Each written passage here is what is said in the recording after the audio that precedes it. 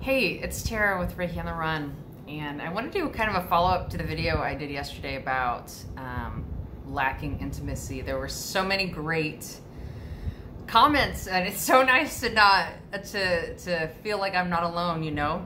And it apparently was for you guys too, according to the comments. So I just wanted to kind of go over these comments, and I think I might start doing that now. I have a lot more time on my hands. I am childless now. My children are in the States and I am in Mexico.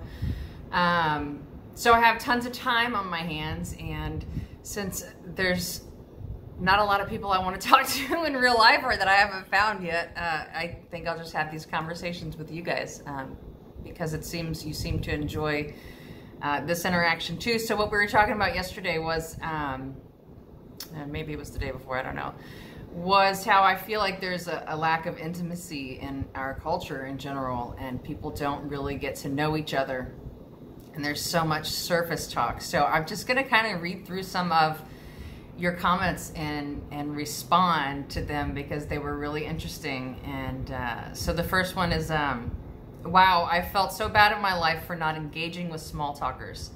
I thought I was wrong or in the wrong for not liking it. It always feels like such a drain on my spirit, and then after, I feel guilty for not investing. I always shut down in those interview-type conversations. Well, they're not really conversations, just me answering a series of inane questions and then leaving feeling put upon. I thought I was weird. Maybe I'm not so weird. That's so funny that you say interview-type questions, because that's what it feels like. It feels like that all the time, and you know it's not going to go anywhere. You know there's not going to be any sort of relationship later on. It's not going to lead to anything, a friendship or anything like that. You're never going to see these people again, but it's just the same questions, and it does kind of drain your spirit. And it's interesting because I lived in this marina area, real fancy area with a lot of older people who have, you know, second homes in Mexico. And it would be really interesting because when they would all come for the winter, I'd be at the pool and I'd get asked so many questions, and it's all the same questions by the people, and they would never talk to me again. They would just want to get all the information out of me, probably so they could go gossip about it later. All the information they could get, and then that was it. And I'd know during this whole thing, I'd know that's what it was. But I think I was still at the point where I was still feeling obligated, I guess, to have these conversations, and I feel like I'm turning the tide now. I mean, I've kind of turned the tide for a long time, but when it came to, you know, where people were at, where I lived, I think I was probably being nicer. I don't know, but I just think that's so interesting, such an interesting way to put it. These interview type conversations. And no, I don't think you're weird. Or maybe we are weird. No, I don't think so. I think that we like depth. I think, I don't know. I used to be considered an extrovert, or I thought I was. I don't know. I used to be the life of the party. I used to call myself a chameleon because I've moved and I've lived around so many different types of people, different countries. My dad was in the military, so there's so many different people I met. It wasn't like I lived in this one place where everybody felt and thought the same way. Everybody I met was just a melting pot from all over, everywhere. So I just felt like a chameleon, that I can talk to anyone, and I still can. But now that's draining to me to just have all that surfacey stuff, and I don't think that you should feel guilty about it at all. I'm not going to feel guilty about it anymore. I felt kind of bad when I was talking about that experience I had where I met that musician, and it was a great conversation. I was kind of bummed about that because I was like, oh wow. I mean, I even got a book recommendation, and that rarely happens. And so I was kind of bummed that I didn't get to keep a friendship with this person because I'm suddenly some weirdo who doesn't like to be around people, when it's really that I just wanted to get to know this person on a more personal level, and the constant having other people interrupt your conversation with their drunken stupor, it just wasn't for me. And so that it was a bummer, but I certainly didn't feel guilty. I don't feel guilty for who I am and that I don't want relationships like that. It kind of reminds me of when I was in the church and all the fake, I mean, some of the nicest people in the world, but it was all kind of fakery. It was not too much in depth. Everybody had to be nice to each other because they're good Christians. And they had like ladies' night, and everybody would be nice to each other, and they'd, you know, do some beads or stamps and cards or whatever their little thing, or we go to a movie. But outside of that, they'd have, you know, little cliques of a couple people here, a couple people here that were close, but it wasn't a real closeness. It was just a whole bunch of that servicey stuff, and it's so uncomfortable and draining for me. That's like small talk on steroids, things like that. Same with if you had kids in school and had to interact with parents at, you know, bake sales or kids events, and it's just oh, I hated it. Okay, so the next part says, and I've just cut these up, some of them are the same person, but it says, I don't want to be alone, but I don't hate it either. I'm labeled standoffish or even rude. I'm the same. I miss having someone to have these deeper conversations with. I've had it a few times in my life. Obviously I've moved so much, so I don't have it now, and I'm not on social media, and I'm not a big phone person. I don't keep in contact. When I go to a town and visit, I'll visit people I know, but I don't keep in contact constantly. I don't text and all that. But I guess I am also becoming labeled standoffish or rude, which I realized after this last week when that happened. What are you gonna do? I am bummed that people think that way of me, but on the other hand, I'm kind of not, because if they took the time, they would see that that's not the case at all. Like I said about that situation, I would be flattered if someone wanted to know more about me and get to know me and have those conversations, those good conversations, instead of, you know, the masses. But yeah, I guess I'm gonna be labeled as that now, but whatever. I'm not sad about it, because at the end of the day, I'd still rather stay home and be by myself, or go out somewhere and sit and read and have a glass of wine by myself, than go to these parties or these bars or these functions where it's all the constant small talk and it's so draining. And so if I had to choose, I don't feel alone. It's like being in a marriage where you're lonely is worse than being single and alone. It's a special kind of lonely when you're in a group of people and feel alone. So I still won't sacrifice my well-being to be in a group of people, just to have friends, to be accepted or whatever. I'm not. Maybe I'm just getting old, I don't know, but I'm definitely not, I wouldn't change it. So the next part says, I'm guessing it's more common for a woman to be inundated, particularly with guys just peacocking to impress their friends in public. Yeah, definitely that happens a lot more for women, and I won't say that I'm sad that I've been attractive most of my life. I know I've been treated differently. Obviously I'm aging now and it fades. But there was a time where I had 2 kids back to back, and then I gained weight after my divorce, and I was just, the clothes I wore were frumpy. I was just, I wasn't happy in life. I was not feeling good about my body and myself, and I was depressed, and I was invisible. And I had not been invisible my whole life. I'd always been somewhat attractive. By most people's standards, I know it's subjective. But it is a difference. You get a lot of men talking to you constantly, and it's constantly the small talk, the same conversation. That's why I was saying I love having dreadlocks, because, you know, that knocks about 90% of that out. But don't be sad. Don't be sad that you're a guy and you don't get that. And I don't get it as much, obviously, now with the dreadlocks and with aging. But yeah, it draws more of that small talk junk. So don't be bummed that you don't get approached all the time, because it's not all it's cracked up to be. But I'm not I'm not saying, oh, it's so hard being pretty. I appreciate it. I've always appreciated it, actually. Next, it said, I smiled when you said about taking a book everywhere. The ubiquitous good book will come out of nowhere almost every time.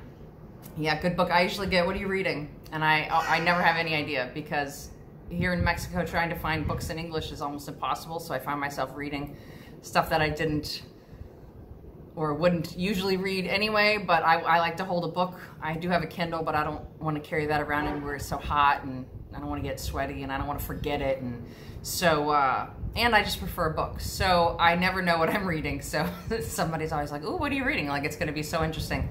But I go through so many books that it's never really that great, that it's not something they're going to know. So yeah, I do get that a lot. But at least it's showing some interest. That's not, I don't get it that much, but yeah, that happens. The next one, it says, I've always made eye contact with people, and when I don't get it back, I presumed that I'm soft, not tough enough, not worthy or something, but I suppose it's them that's lacking in something. Yeah, see, I've never thought that. Maybe I have an overinflated ego or something, but I've never thought it was me.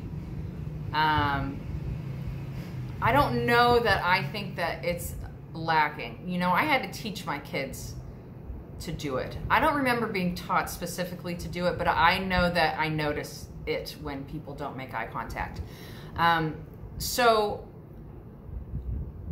I don't know that it's a lacking. I think sometimes it can be a lack of self-worth, that you don't feel worthy and you get uncomfortable, or some sort of social anxiety. It could just be that someone's just not interested.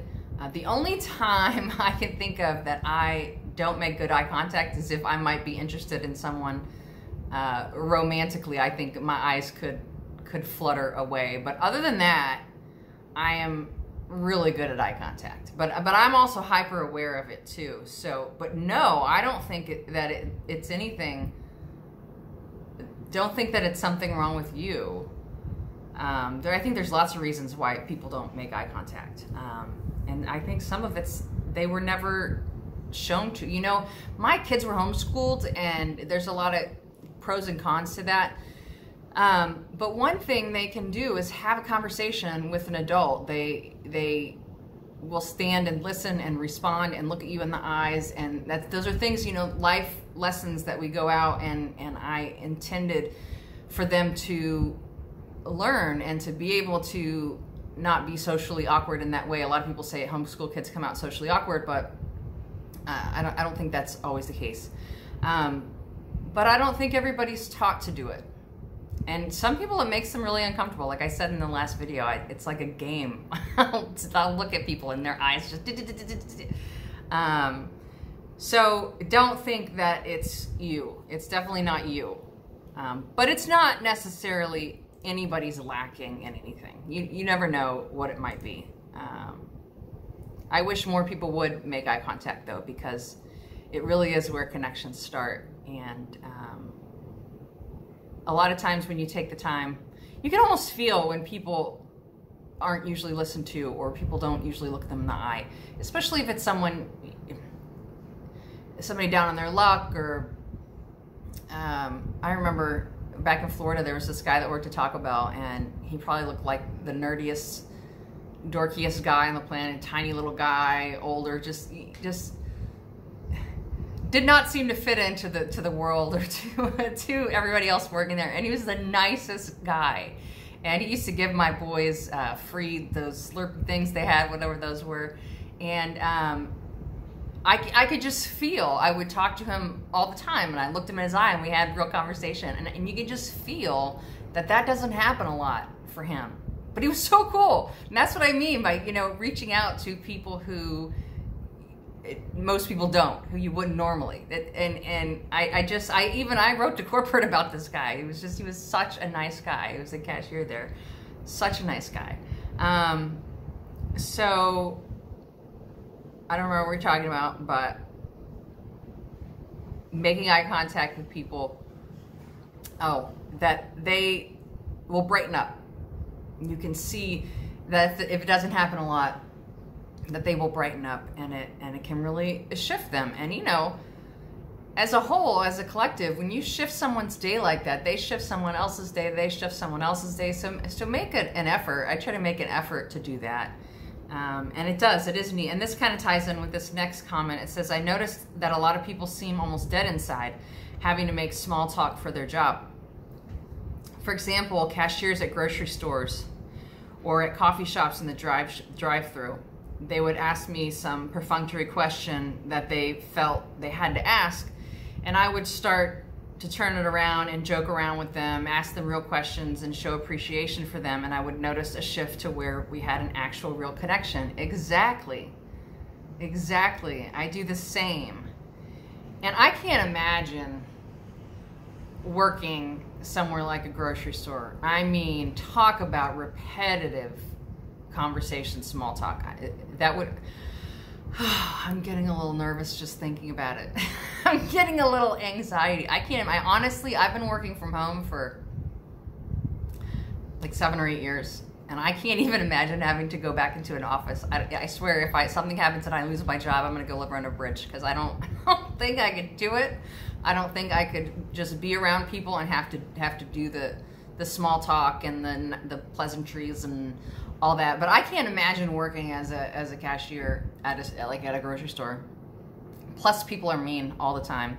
I've seen in grocery stores how nasty people are treated. It's amazing. Same with drive-through and fast food employees. It's awful. But yeah, I do the same. And it's funny because my mom used to say that she was like a weirdo magnet or a magnet for people who would tell them their life stories. And I'm that person too. And I think now that I've been thinking about this the last week, I think it's really just that I listen to people. Most people just want to talk about themselves. And when you listen to someone and they're not used to being listened to, they kind of open up. And when you're making that eye contact and giving them true interest, they just like word vomit all over you. And I don't mind it. I think it's nice. It's nice to be heard. But it is interesting, because I remember my mom used to say that we'd be in the grocery store and all of a sudden somebody's like her best friend telling them her whole life story. And I think it's definitely that, you know, getting the same comments all day. Oh, I can't imagine doing that. So yeah, it is nice to give people that. It's a nice break, I'm sure. Okay, so the next one says, I cannot stand the stop and chat, as Larry David calls it. I always look people in the eye and am usually told I'm intense, whatever. I think the issue is everyone is always looking down, thus less eye contact. I mentioned before the art of verbal conversation is lost because everyone likes to text. Yeah, I didn't know about the stop and chat, so I looked it up, and that was hilarious. And I don't want to stop and chat either. I don't want to do stop and chat. That was really funny. I totally got that. Hello's good enough. I love it. Yeah, everyone's looking down and everyone is not used to communicating.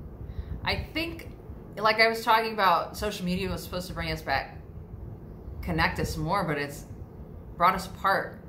And I can't stand texting. I don't text anybody unless it's to make plans to do something. I can't stand it as a form of communication. I've actually lost a friend at least once, maybe more. I lost a friend through a text conversation, and she was not understanding my tone and wouldn't talk to me afterwards when I said, like, I don't want to text anymore. You're totally misunderstanding. Let's talk. You know me. This, you know, and she just wasn't having it. And I hate text, man. It's not a good way to communicate.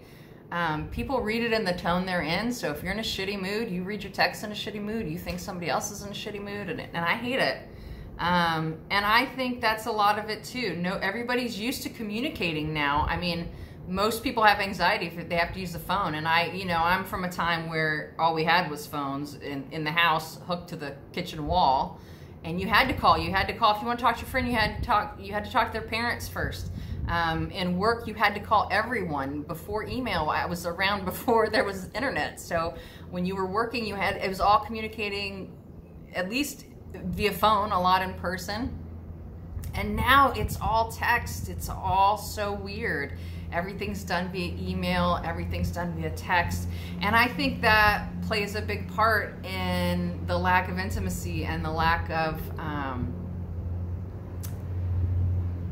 communication and eye contact. And when you don't practice it, you don't know how to do it. And especially with the younger generations now, they're coming into this and that's all they know. And if they haven't been taught different, like my kids don't have phones, they're not on the internet, you're communicating with people. And that's one thing I loved about having them here in Mexico while they were younger. When they did meet local kids here, everybody here, it's like stepping back in time. And the kids here, most of them, there's plenty of money here too, and lots of kids with things, but for the most part, kids still use their imaginations. They go out and play together, they get dirty, they're not just sitting inside caring about what clothes they're wearing and playing on video games. So I think it's harder for the younger generations to communicate, and it is a lost art, and it's sad because there's nothing like having a conversation with someone uninterrupted while they're not looking at their phone. I can't stand either if you go to dinner with someone and they look at their phones and you're just like, can you not get through an hour? I'm looking, what, who needs you? It's so weird to me. But I think a lot of people are missing out in that, in those relationships, in the uninterrupted time. And it shows even in professional work. If you're constantly responding to emails, and a lot of people have to, people expect you to respond like that. So if you are constantly checking your emails or looking for your notification or whatever, you're not able to focus for very long on your work, and that makes you less productive. But I see that a lot with people, and it's sad. It's maybe I'm just old and I'm just not up on the technology, and maybe a lot of people prefer technology over relationship, but I'm not going down without a fight. And then the last part of this comment from my dear old neighbor from across the water. I hope you're doing well. By the way, when I see dreads, I usually think that this person most likely has a life outlook similar to mine. Thank you. Thank you. I actually feel the same way. I've always felt that when I see somebody with dreads. I think the most important part for me is they don't expect everything to be perfect. Everything doesn't have to be perfect around those people. That's what I feel like the most, how I feel, especially in an age where everything has to be perfect. You have to be picture perfect for Facebook selfies, and I just feel like everybody has to be perfect, and I'm not perfect, and I don't want to be perfect. And I feel like when I see people with dreadlocks, I feel like they would be fun to hang out with, because we could probably just hang out on the couch and eat and watch stupid things or listen to music or have long conversations, and it doesn't have to be about where we're going, what kind of selfie we're gonna take. I don't know, that's kind of the vibe I get, just the enjoying life and not caring what everybody thinks so much. So thank you for that. It was nice to hear. So that's it I have from the comments. That was a really interesting conversation. I mean, I'm just having this conversation with my phone, but it feels like I'm having a conversation with real people that are like me. So that's nice. So I just kind of at the end put here, do we feel obligated? And I think I mentioned that earlier. I wonder if it's that there's no depth and that's why everybody does the small talk, or if people feel obligated, because I know for a long time I did. I felt obligated to have that little banter back and forth. Yeah, I don't know. I don't know what it is. The biggest part for me is the lack of awareness and interest in other people. When someone just talks about themselves constantly, and doesn't have any awareness that you're there or any interest in you, Because I am truly interested in other people, and I think that's why people tell me their life stories, because I'm interested. I want to know what's going on with people, and I don't know if it's rare or if there's just a bunch of us sitting around feeling weird and like we're inferior or that we're introverts, or I don't know. But it's been a super interesting conversation, and I think I'm going to do more videos like this because you guys talk about really interesting stuff in the comments, and instead of just engaging in long responses, I think I'll just make videos. So I hope that you like this new format. I'll still do regular videos, but anyway, if anybody hasn't told you today, I love you, and I will see you very soon.